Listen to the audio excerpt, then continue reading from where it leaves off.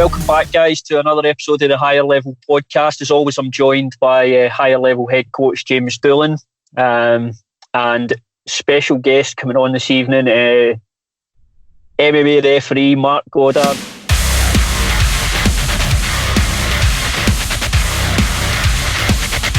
Mark, thanks for taking some time and having a wee chat with us this afternoon. No problem, guys. My pleasure. So we were kind of talking off camera there about our current situation. We're all, as everybody else is, practically globally. We're in lockdown at the moment. Week 3 here in the UK. So how's things going? How's it been for you, Mark? Into the third week? Has insanity set in yet, or climbing the fucking walls? As people with kids, as people with kids will testify. Anybody on lockdown with no kids, this is probably a breeze. It's a breath of fresh air. People who have young kids, like all the three of us, will know exactly just what kind of life you're living. But it is what it is, man. Yeah, it's certainly an experience. I think lockdown with young kids is one thing. Then lockdown without kids is almost like it looks like a party to me. A party that I'm very envious of. Yeah, lockdown with no kids is called fucking relaxation. That's what that's called. It's called putting your feet up and relaxing. And you've got the added thing, James, as well. You've got 2 crazy dogs jumping about as well. So you were saying there you've never been as tired, and you're an MMA coach as well. That's saying something. I'm normally 16, 17 hours a day about coaching or doing stuff with the gym. I don't really sleep normally, but Lindsay thinks it's great. It's like, oh, you're never normally home that much. It's brilliant. This is great. We're getting to spend some time together. And I'm like, these dogs are doing my head in. This baby's determined to climb out the window. He's like, it's just 100 mile an hour, but it's stressful. It's a bit of an insight into how stuff is for people that stay at home with the babies. Like, agreed, mate. We've got a dog in the mix too. I've got a Jack Russell. Oh no. He's a nasty little fucking man. So he's in the mix as well, and he's 13. He's an old boy, but he's a cantankerous old boy. So he's in the mix as well. What's easier, Mark, dealing with professional mixed martial artists or dealing with a Jack Russell? Fighting all day, every day, any day, all day, every day, any day. And that sort of takes us on to.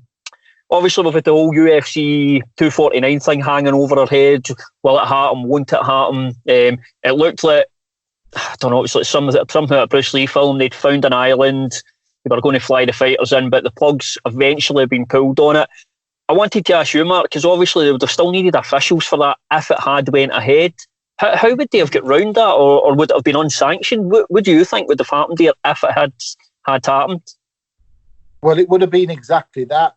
And obviously, UFC 249, that wasn't actually going to take place on the island. UFC 249 was going to take place in the Tachi Palace Casino and Resort, which is reservation land. So it's still in the state of California, but it would have been in the US, obviously. So it wouldn't have been on the island.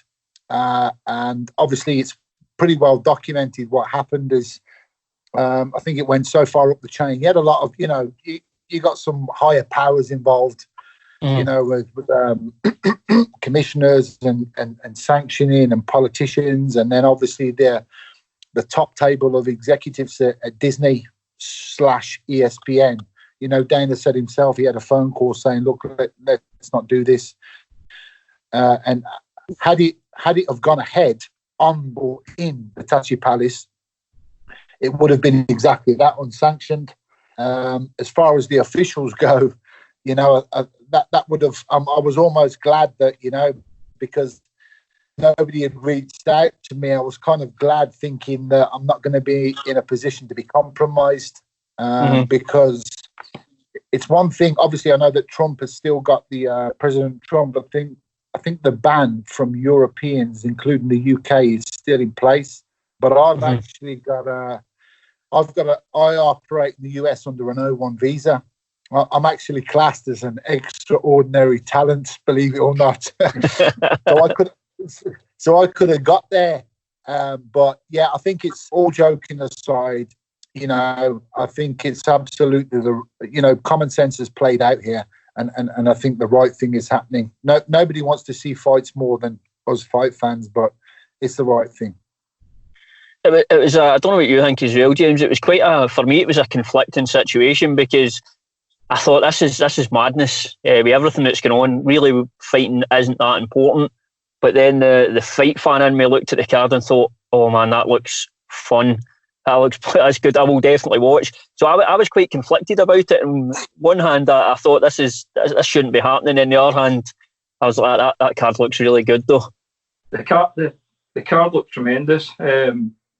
I think the big thing I got with it was every other professional sport shut down, and they battled so long to get regarded as a professional sport, the same way as baseball or American football and basketball and football and stuff in this country. And if all those other sports are shutting down, and then MMA, the forefront MMA keeps putting on shows, it kind of goes against everything that they fought tooth and nail for to get that recognition, and it almost not sets it back, but it just reminds you that back to the days when it was like an underground sport almost.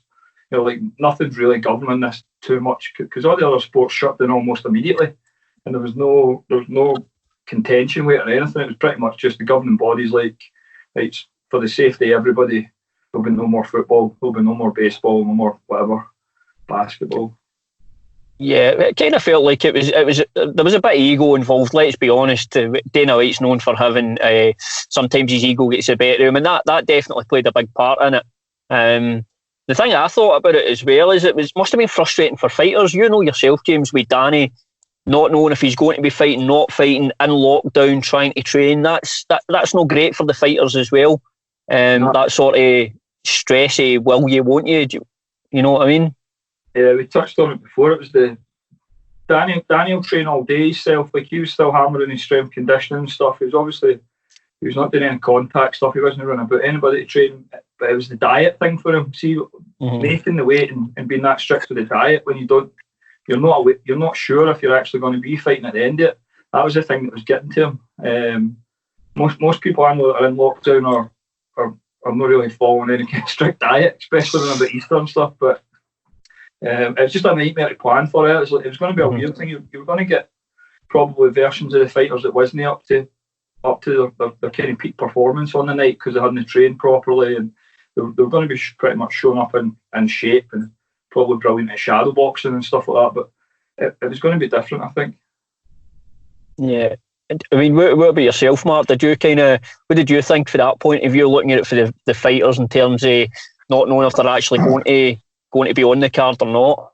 Always, this is what, like James touched on, it's a very, very good point that he touched on going back before that about the regulation and how the sport would be perceived, is the fact that we're still a young sport. MMA is still a young sport, whether you like it or not. It's 25, 26 years old. I have this argument all the time with people.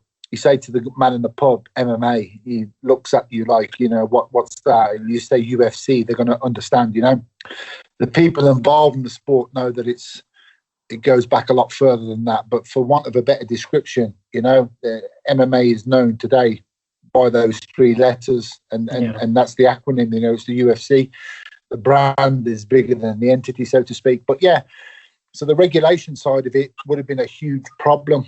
It would have put, and like I said, from an official's point of view, it could have compromised a lot of people. So I think common sense has played itself out, and it's done the right thing. But yeah, as James will rightly say, and as I know, and something that I never miss, is that's the worst part of it. A fighter who's trying to make weight or keep his weight down, not knowing whether he's fighting or not. And the same as you can hit pads all you like, and the fighters, and James will know this, you can touch pads and drill on your own all you want. You need your training partners to get ready for a fight. You have to put your hands on people, and you have to touch and feel these people. So that side of it as well would have been a little bit unknown, bringing fighters into a fight that hadn't necessarily gone through their regular routine in terms of preparation, sparring, working with certain individuals and stuff like that. So it's interesting. Yeah, I think ultimately probably the best things happened. We're all just going to have to wait a while, but that's a good opportunity. Like James, you're doing now. You're putting old fights up and stuff like that. So it's a good opportunity for your fans to go back and watch the Pride days and some of the legends. There's nothing really much more you can do right now other than kind of reflect back. There's no point looking forward just now until we come out of this. So I've just been going back and watching MMA pretty much for the start, even pre-UFC, and then in terms of my own guys, I've been watching a lot of old fights back and making notes and sending stuff back and forth with them. So, but it's kind of nice to reflect back on the history of the sport a wee bit. I've been watching like fighters, like I spent maybe about 3 or 4 hours the other day watching Pat Miletich and stuff like that, and it's a guy I've not watched probably since early 2000s. It's interesting seeing how far the sport's came since those fights and stuff, but it's just trying to keep busy and still be thinking about MMA is a bit of a problem. Yeah, that's it. And Mark as well, I saw something you've done on, I can't remember how recent this was, but you've put it on Twitter and stuff like that. I think it was obviously due to MMA rules, you were showing about the hand over the face. Yeah. Does it surprise you still? Yeah, does it surprise you still when you're speaking to professional fighters and there's a lot of things you don't know, or you? No, fucking hell no. It does not surprise me, mate, one bit, that fighters are still unsure of coaches and fighters, including, people like James and stuff, been around a long time, present company accepted, but no, all joking aside, it doesn't surprise me that, people say to me, I kind of sum it up like this. People say, MMA, it must be great. This and it. Yeah, it's great, fantastic. And they say, what do you do for a job? And basically, I travel the world for people to shout at me, because that's pretty much what I do. You're in the goldfish bowl, and a lot of people, you're in the centre of it. It's stood in between two guys or two girls, and people are, screaming in at you. And unfortunately, from a coach's perspective, a lot of the time, what they're screaming can be wrong. But the smothering one's a classic one, because I can't remember the last time it happened, but it was in the middle of a fight, and that's exactly what happened. A fighter was on top, side control or whatever, with another fighter, and he put his hand over his nose and mouth, covering it, and his corner was going absolutely berserk behind me. Ref, look what it... And I'm like, I can't stop the fight to turn around and say to them, relax, guys, what he's doing is legal. But it's just like, you just have to let it pass. But that's kind of an extreme example, but there is still a lot of that around, it's the ambiguity around coaches and fighters and what you can do. And I think that's I'm not saying it's necessarily unique to MMA, but I find it hard to think of another sport at the pinnacle, at the top level, where the participants are taking place and they're not entirely sure what the rules constitute, back to front. And like I said, I think that's kind of an MMA related thing.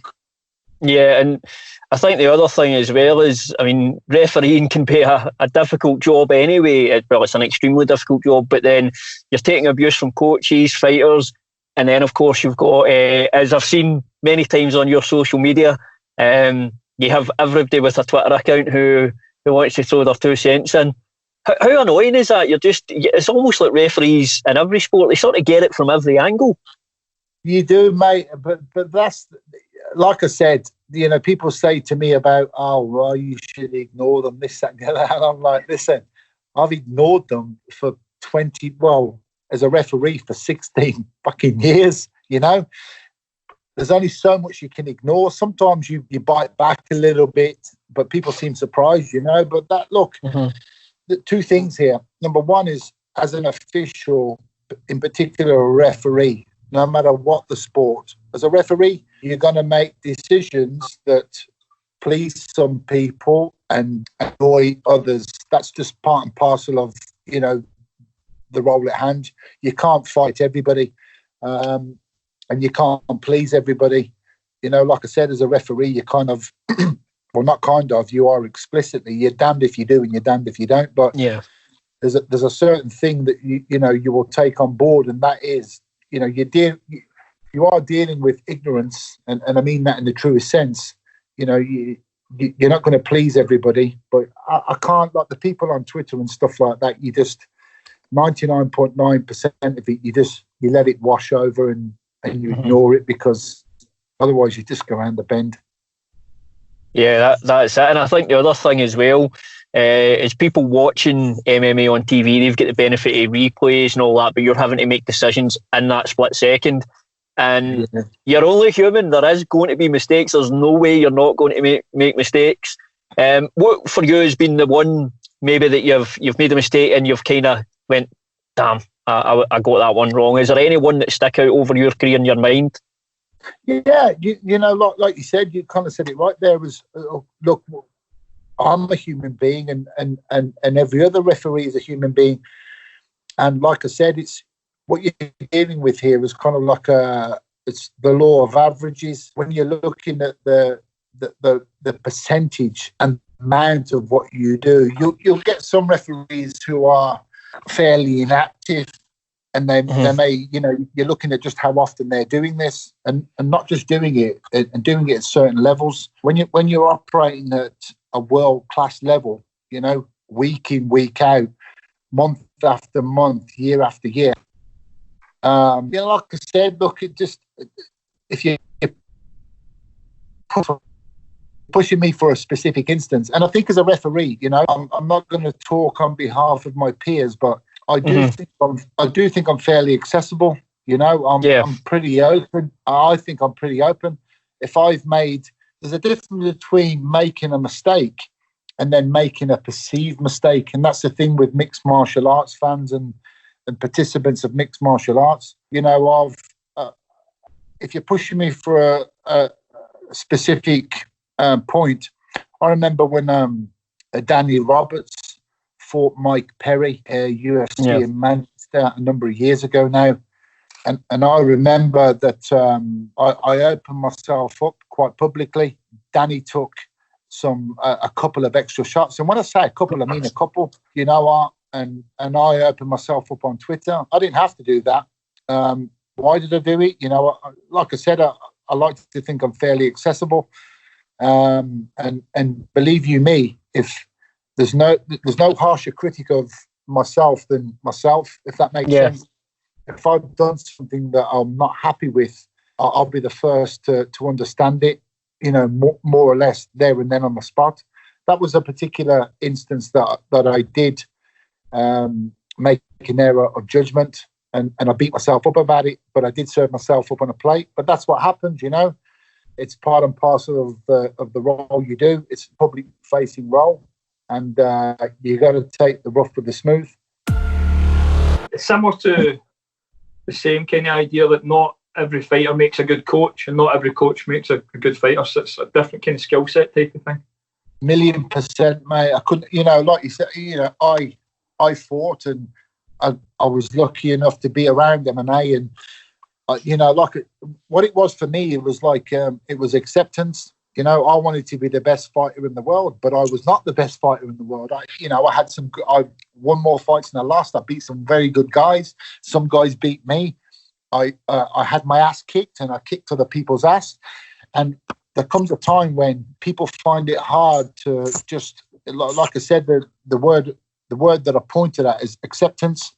Yeah. Just understand and accept, the position that you may be in a particular time of your life, or understand that, a particular path in a chosen sport might not be for you. Yeah. Like I said, I believe that everything is kind of laid out before you, and I think the best things happen to you, whilst they may appear as accidental. I think it's already wrote. And like I said, look at my role as a referee. I was supposed to fight an event. I couldn't. They asked me to jump in, and like I said, what it also done as a referee is that it made me realise that my intentions were pure. My intentions were correct. When I started reffing 16 years ago, I had no idea about where this would take me.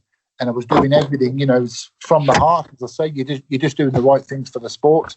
Yeah. And like you said, with coaches, and I do find it hard though that particularly in mixed martial arts, you will get the odd exception. You will get that people will say about, well, how can you be a swimming coach if you've never been in the water?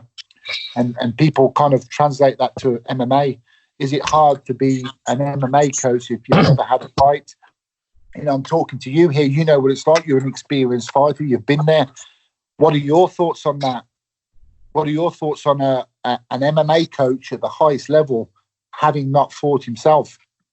I think there's definitely some outliers there that can do it, guys that are smart, and they can maybe appreciate or understand stuff without having experienced it themselves. I don't think there's very many of them, but I know for a fact I only started fighting because I wanted to be a coach since I was about 10 years old. And I got to about 16 and thought I'm going to take a couple of kickboxing fights just to help me teach. I wanted to be a karate instructor or something like that, but just to teach. And then before I knew it, I'd spent the later part of my teens, all in my 20s and half of my 30s still fighting and coaching. But it was definitely for me thinking this will make me a better coach if I throw myself in there, try and experience everything. Like you said, the refereeing, I'll win fights, I lost fights, I've lost some split decisions, I've won some split decisions, I've had great nights and then terrible nights, and it just experiencing all that for me helps me coach. But I know there's guys. I'm a big boxing fan, and I know guys I always refer back to some of these boxing coaches that never boxed, but they were phenomenal coaches. And a lot of the time, it's guys who are they're almost like amateur psychologists. They understand people more than the sport sometimes, so they know how to get the best out of the person. And I think maybe guys like Greg Jackson, stuff like that, he's got a special type of mind to him. So he can get away with it, whereas I definitely couldn't. I don't think. Yeah, no, I agree. And like you said, you're always going to get a curveball. I think there'll always be the odd anomaly. You will get special talents that, like you said, from a psychological perspective, can understand and translate what they're doing. But yeah, it's for me, that's one of the unwritten parts. That's, as a referee, I've kind of said, I travel the world to get shouted at. I do, but what I'm in a privileged place, because what I've also, being a student of the game and still being immersed in the sport, I get to listen and obviously hear, it's part of what you do as a referee.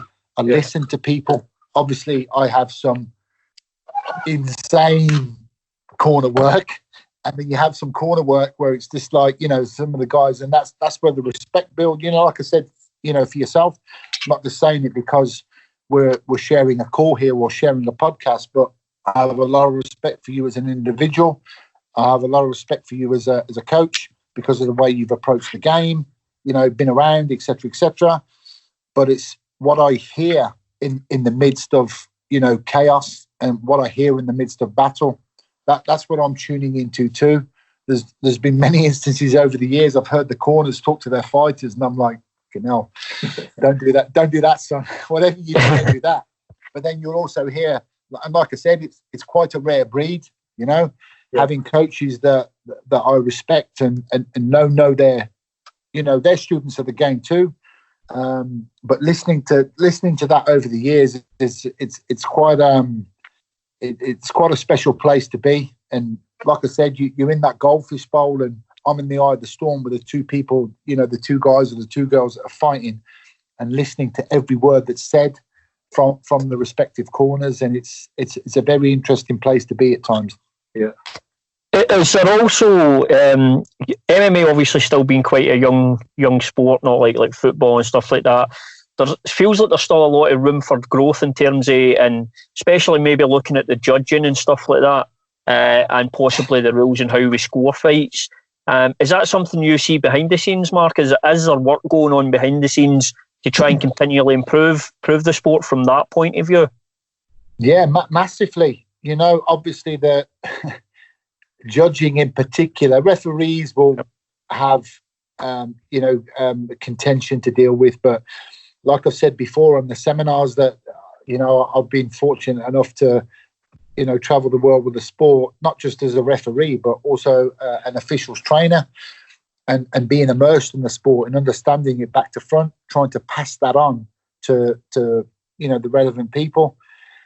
Judging after, you'll see yourself after almost every big event or every big pay-per-view, there seems to be some kind of controversy, in and around judging.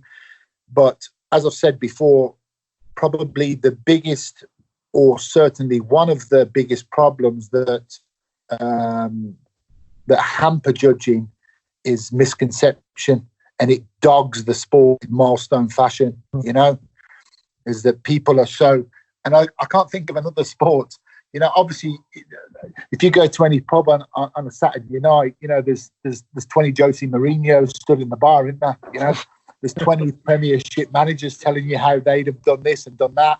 And I guess in that respect, MMA is probably no different, but misconception still remains the biggest problem with MMA officiating. And a lot of notable people, big personalities in the sport kind of keep falling in the same pits and keep saying the same things over and over when it's not actually necessarily true. There's some great people, very experienced, doing what they can week in, week out, month in, month out, to continue to educate and get the judging perspective better. It also feels to me like, so for example, with referees, you guys are out there, your face is out there, your name is out there. With judges, it's a bit, you don't really know who the judges are. There's never anything to answer from them. With referees, guys like yourself, you've spoken, said you're open, you'll come out and speak after a decision and maybe explain the decision. With judging, it doesn't feel like we have that. Do you think that's maybe why as well people jump on that bandwagon, because there's nobody to speak to or get an explanation from the judging side? Yeah, that's a problem. But again, that's an antiquated idea. It's like people, a lot of commissions, a lot of people in high places and power will always tell us, don't speak to the media. You can't speak to the media. And I've gone against that grain a few times. It's got me in trouble sometimes. But, I've always said it, if I'm going to talk on behalf of and for the sport, nobody needs to tell me how to do it properly, Yeah. I'm going to be out there. I'm not going to be derogatory. I'm not going to be unprofessional. If I've got something to say about the sport, I'm going to be doing it in a articulated, educational way, with integrity. The problem is that some people have spoke out for the sport and on behalf of the sport and not done a very good job. Yeah. But a lot of the commissions, they like to keep control of that. If there's a particular controversial decision, they don't like, selected officials or the officials that were working that event or that particular fight to go out there and start giving ideas and stuff to the media. I'm not a fan of that. I'm also not a fan that, that all the three judges should be put up against, the shooting post after every fight, just because the media or the fans didn't agree with them. Like I said, we're a young sport. It's getting better, but people need to bear with us. Yeah, absolutely. It definitely is getting better, and hopefully, like you say, it's going to just continually evolve. Like we're seeing fighters evolving. If you look at guys in the early days and guys now, the evolution of the fighters is crazy as well, and I'm sure that's going to be the same from a judging standpoint as well. Also, the other thing I wanted to ask you about, Mark, is you're involved with IMMAF as well. Can you tell us a wee bit about your involvement with IMMAF and what you do there? Yeah, I mean, that ties in beautifully to what you just said. The IMMAF, for the people that don't know, the International Mixed Martial Arts Federation, it was founded and set up and operates and still does solely, in particular, for amateur mixed martial artists. It's such a pivotal and important part of the sport. And to watch the way that IMMAF have evolved over the last 5-6 years has been phenomenal. When you go to the major tournaments, the Europeans and the World Championships, for instance, the World Championships that took place in Bahrain last November, there was over 500 athletes who competed, over 48, touching on 50 countries, 4 cages operating over a week. The level of the amateurs coming through now is absolutely phenomenal. Yeah, and it's kind of it's a proven pathway as well. You know, James will testify, when we were fighting back in the heyday or back in the formative years, particularly around the turn of the millennium, there wasn't amateur MMA. It wasn't heard of, you know. Now there is. And if you look back at some of the notables that actually came through, it's something that, again, it was a problem with MMA, is that youngsters couldn't get that experience. Older people would be saying to them, "Oh, you got to get experience as an amateur," but unless you have tournaments like IMMAF, there's not a big playground for them out there to go and get that experience as an amateur. You look at boxing, you look at some of the notables in boxing, they've boxed into the hundreds of matches, not 10, 20, 30, into the hundreds, but they have a season, they have a seasonal boxing where they can, and obviously being an Olympic sport and a Commonwealth sport, it's steeped in history. MMA is still quite far behind, but the work that the IMMAF is doing is pushing towards that. And honestly, I cannot understate the level and the skill of some of these youngsters coming through year after year. Phenomenal. Yeah. One that springs to mind from Dagestan but based in the UK is young Mohammed Mokayev. He's very, very talented lad. I'm sure he's got a bright future when he moves into the professional ranks. I think he's 24 or 25. I know, as an amateur, he's a multiple time. He's a world and European IMMAF champion. Now he's actually moved up into the seniors. IMMAF is actually split. They will have juniors 18 to 21 and then seniors 21 plus. So he's now moving into his first, I think he won, it was the Australian Open just back in early March that he won. That was his first tournament win as a senior. So he's now mixing it with an older, more mature age category too. And I've always said to him, you know, he's a classic, you know, case in point, stay amateur as long as you can. Get that experience, you know, and we didn't have that luxury in the sport 15, 20 years ago. Now these youngsters have it, but he's definitely one to look at for the future and to show how that pathway and progressional pathway is proven. Yeah, and for you as well, obviously, you said you've been a fighter initially, you've been a ref for 16 years now. When you think about those early fights you're reffing back 16 years ago and the level you're seeing in the cage now, because you're reffing obviously at the highest level of the sport, when you see some of the guys get in there with the skill sets they've got now, how impressed are you just when you think back to where it was and where it is now? Yeah, like I said, you know, you used it's evolution, isn't it? Yeah. I'm pretty sure that Man United of today would wipe the floor with Man United of 30 years ago. Everything gets better, doesn't it? You know, athletes progress, you know, in nutrition, strength and conditioning, skill levels, stuff like that. Everything progresses and gets better as time moves on. And fighting is no different. You'll obviously get the standout anomalies and the superstars of the sport, but just pulling that back a little bit, that also ties in a lot with the officials. IMMAF is also pivotal for me when it comes to the officials. You know, at the last World Championships, I had a team of 45 officials, 45 referees and judges, and those guys are also cutting their teeth. They're getting a huge amount of experience in a short space of time. On the busiest day, there was over 100 matches in one day. So these guys are also, and I'm there over them, looking out for them. A lot of experience, not just for the fighters. I have a vested interest, obviously, for the referees and judges, and you can't underestimate the work that IMMAF does for that as well. Yeah, perfect. And obviously, I know you've got the Sunday roast cooking, so we'll just we'll get one more question, and I've got to ask, what's the craziest thing you've experienced as a referee in the octagon? What's the craziest thing you've seen or just experienced? Got to get a good story out of you, Mark, before we go. It's funny because I was talking to on Twitter this week, Ali McLean.